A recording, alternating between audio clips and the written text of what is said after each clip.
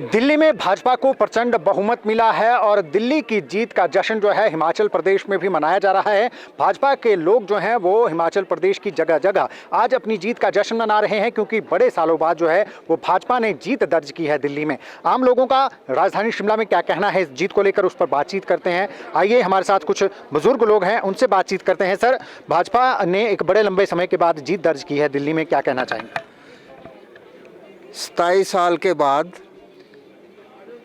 साल से भारतीय जनता पार्टी सत्ता में आने के लिए बहुत संघर्ष कर रही थी। आज उनका सपना पूरा हुआ और जिस ढंग से भारतीय जनता पार्टी के कार्यकर्ताओं ने, एक एक नेता ने, हर स्टेट के लीडर ने वहां जाके प्रचार और प्रसार और लोगों को समझाने का कोशिश करी, उसमें वो सफल हुए।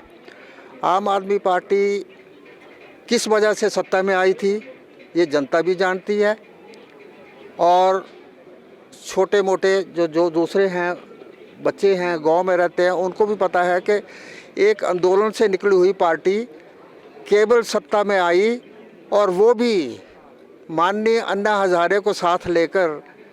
उनके वो तो इतने ईमानदार आदमी, उन्होंने तो महाराष्ट्र में भी आंदोलन करके कई मंत्रियों के इस्तीफे दिलवाए हैं, भ्रष्टाचार को उजागर करते हुए। उस वजह से लोगों ने सोचा कि अन्ना हजारे एक बहुत ही स्वयं समाज सेवक हैं, ईमानदार व्यक्ति हैं, आचरण और व्यवहार उनका बहुत अच्छा है। इस बात को लेके केजरीवाल जी ने उनको हाईजैक कर दिया। कुल मिलाकर दिल्ली की जनता का क्या कहना चाहेंगे? आपकी भाजपा की तरफ जो है बिल्कुल नकार दिया है केजरीवाल, जिस तरीके से गारंटियां केजरीवाल ने दी थी। मैं तो समझता हूँ कि इस वक्त दिल्ली की जनता ने, हिंदू ही नहीं, मुसलमान भाइयों ने भी बहुत साथ दिया है और उनका हृदय परिवर्तन भी हुआ है। और मैंने देखा है कि जिस ढंग से हमारी बातचीत हुई है, मैक्सिमम मुसलमानों ने भारतीय जनता पार्टी को वोट दिया है। जिस और भी लोग हमारे साथ हैं। सर, आप तो कर्मचारी राजनीति से जुड़े हुए हैं, किस तरीके से देखते हैं 27 साल बाद जो है वो भाजपा सत्ता में दोबारा से काबिज हुई है? क्या केजरीवाल और कांग्रेस पार्टी जो है वो कहाँ विफल लगे आपको, कहाँ विफल हो गए? जनता तक जो मैसेज नहीं पहुँचा पाए? लोकतंत्र में जो जनता फैसला देती है उसका स्वागत होना चाहिए, और कांग्रेस और केजरीवाल के यहाँ कोई मेल मिलाप की बात नहीं थी। गुजरात में जब चुनाव हुआ तो केजरीवाल जी लग चले, कांग्रेस को नुकसान हुआ। हरियाणा में भी अलग चले, कांग्रेस सत्ता में आते आते रह गई। अब दिल्ली में जो फैसला हुआ है वो बिल्कुल बदलाव की तरफ है। जनता बदलाव चाहती थी और बीजेपी केंद्र में है, सरकार में है। और जो केजरीवाल की सरकार का एलजी के साथ तनातनी रहती थी, लोगों के दिल में ये भी बात थी कि टकराव में विकास नहीं होगा। कांग्रेस की जहाँ तक बात है, उनका वोट प्रतिशत बड़ा है, वो 4% पे थे, वो 8% पे पहुँचे हैं, बहुत बड़ी गेन है। और जीत हार में, लोकतंत्र में, एक जो देश की बड़ी पार्टियां जो हैं, चाहे कांग्रेस पार्टी है चाहे वो भाजपा है, ये बड़ी पार्टियां हैं, इनका सत्ता में आना, विपक्ष में बैठना देश के हित में ही है। ये कोई बड़ी छोटी बात नहीं है। कांग्रेस तो खाता भी नहीं खोल पाई। सर, खाता अपनी जगह पे है। वोट परसेंटेज उनका 4% था पहले, इस बार 8% पे है। वोट परसेंटेज भी देखा जाता है। खाता खोलने से तो जब सत्ता में अब बीजेपी है, अगर हमारा होते भी 2 MLA तब भी क्या, अब इनके 22 लोग हैं, बैठेंगे तो विपक्ष में ही। और अब अपना जो जनता ने फैसला दिया है उसके मुताबिक जो सत्ता में बैठेंगे, जो इतने वर्षों बाद वापस आए हैं या जो कमियाँ रही हैं वहाँ पर, उनको दूर करने की उनकी भी अब जिम्मेवारी होगी।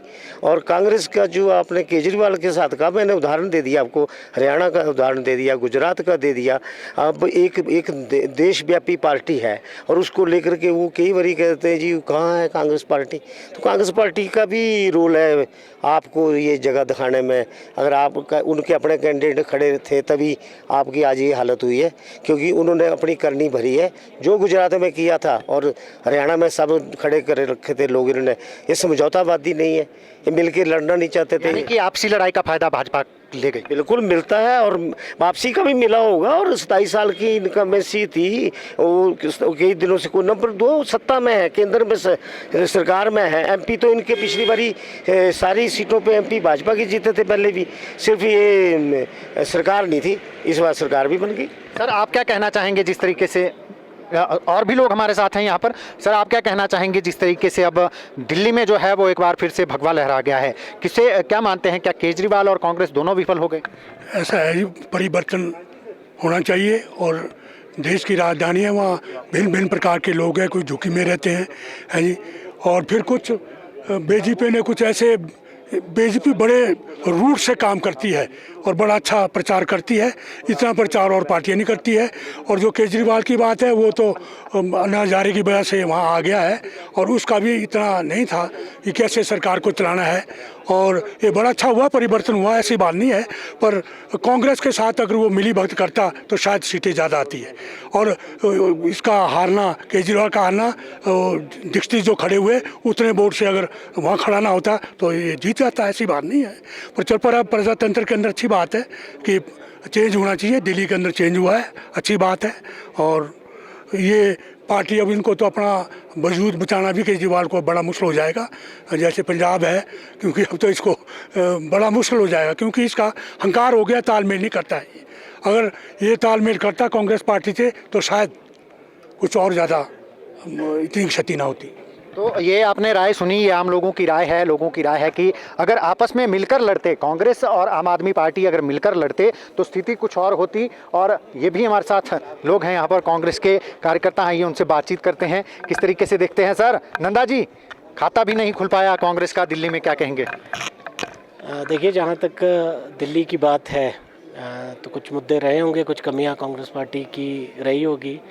और आप लोगों को पता है जैसे 3 बार से आम आदमी पार्टी का वहाँ पे शासन था, तो कुछ उनके अंदर भी कमियां रहेंगी, विश्लेषण किया जाएगा, तो जो भी निकल के आएगा वो आप लोगों के सामने रखें। हिमाचल की गारंटियों का फर्क तो नहीं पड़ गया दिल्ली में भी, जिस तरीके से हरियाणा में कह रहे थे? आप देखिए कि समय समय के साथ साथ गारंटियाँ जो हैं वो पूरी हो रही है। 5 साल में मैं समझता हूँ बहुत सारी गारंटियाँ पूरी हो भी चुकी हैं, और जो रह गई है वो भी निश्चित तौर से 5 साल में गारंटियाँ पूरी हो जाएंगी। आम आदमी पार्टी और कांग्रेस अगर इकट्ठा लड़ती दिल्ली में तो क्या नज़ारा कुछ और होता? देखिए, गठबंधन, इंडिया गठबंधन पहले भी कांग्रेस पार्टी, आम आदमी पार्टी और बहुत सारी पार्टियों के बीच में हुआ था।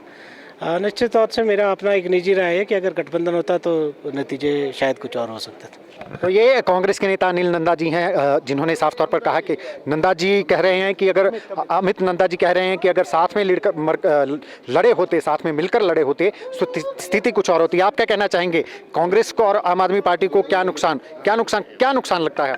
चलिए आप बोलो कुछ नहीं, आप बोलो क्या बोला?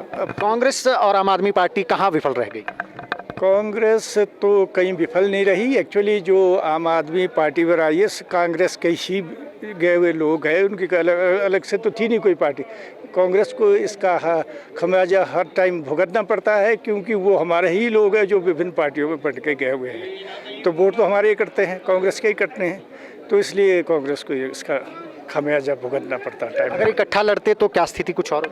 यस, डेफिनेटली फिर कुछ चेंज आना था इसमें। अगर इकट्ठा लड़के मिलके लड़ते तो डेफिनेटली इसमें चेंज आना था। और भी हमारे साथ लोग हैं। तन्हाइक जी, क्या कहना चाहेंगे, क्या लगता है क्यों हार गए, कहाँ कमी रह गई? देखिए, जो कमियां रही है उसको आने वाले समय में सुधार दिया जाएगा। और ये अच्छी बात है कि संगठन ने जो निर्णय लिया, हाईकमान ने जो निर्णय लिया, पूरे 70 सीटों में कांग्रेस ने इस बार चुनाव लड़ा, क्योंकि जो अलायंस था वो मतलब नहीं बन पा रहा था। हरियाणा में भी इसी तरह से हुआ था।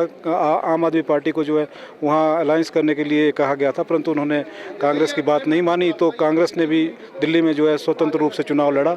और कांग्रेस ने जो अपना कैडर है उसको बनाए रखना था, उसको मजबूत करना है। आगे आने वाले समय में जो कमी रही है उसको जो है नेशनल लेवल पे हमारे जो शीर्ष नेतृत्व है उसको उनकी कमियों को, त्रुटियों को सुधारने की प्रयास करेगा। कहाँ रह गई? क्या साथ लड़ते तो स्थिति कुछ और होती, क्या लगता है आपको?